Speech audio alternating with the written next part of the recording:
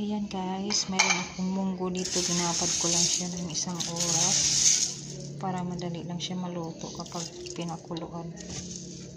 I-drain ko lang tapos papalitan ko ng tubig.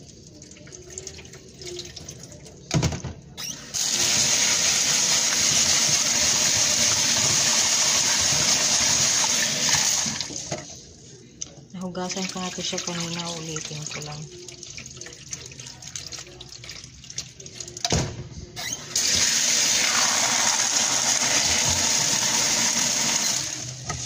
Para madali siya maluto.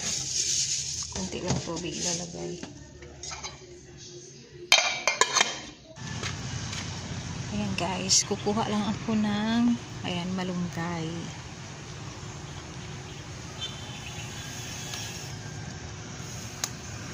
Kuha lang tayo ng ilang piraso.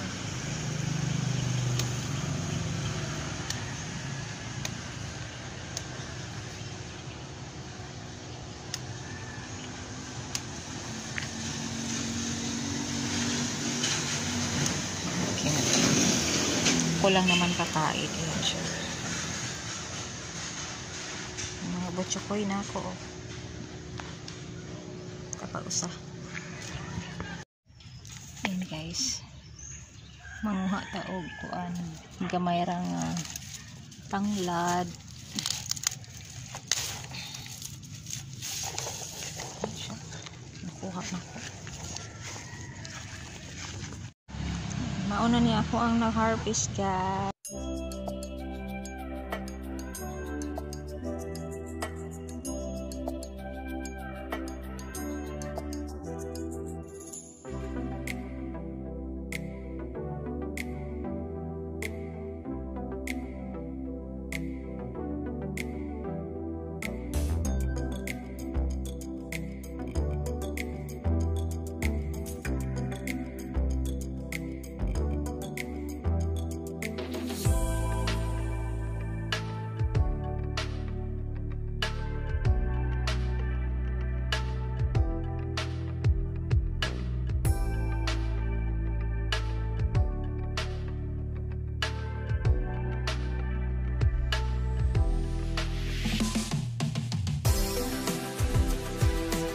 Ayan siya guys, tapos ko na nahima yung malunggay. So ilalagay natin ngayon ang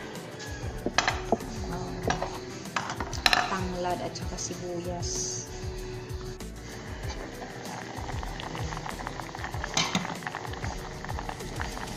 Ilalagay lang natin itong lemongrass at saka sibuyas.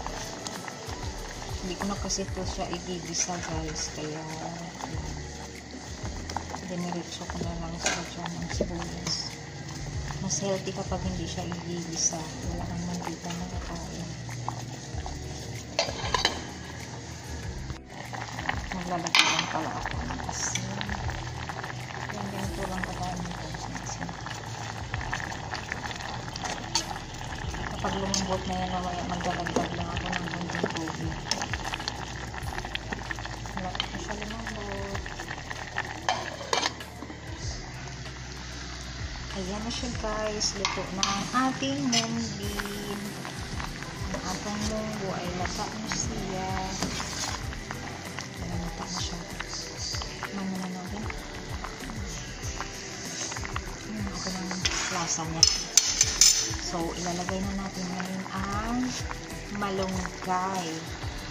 Ayan, malunggay lang kakain ito guys.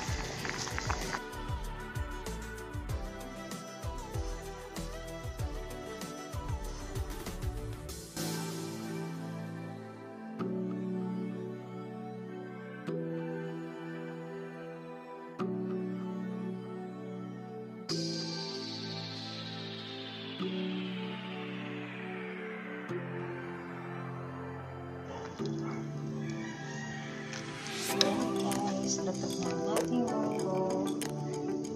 Simple lang